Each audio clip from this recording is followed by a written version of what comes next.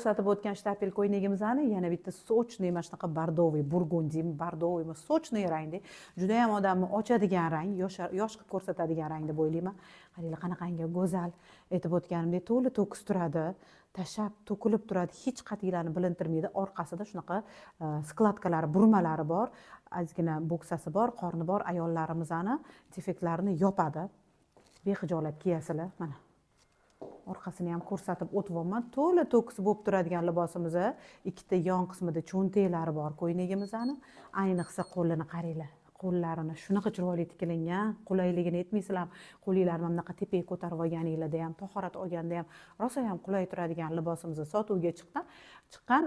Razmerlarini o'lchami 50 dan 58 gacha bo'lgan o'lchamda chiqqan. O'zim menimda 50 razmer kiyib olganman. Bo'yi 1.70, kablokda bo'lganligim uchun 1.70 deb hisoblaylik. 1.75 bo'lganda ham shunaqa ko'ryapsizlar, to'piqlarni yopib turibdi. 1.80, 1.75 dan oshiq bo'lgan bo'ylilarga ham to'la to'kis turadi bu ko'ylagimiz.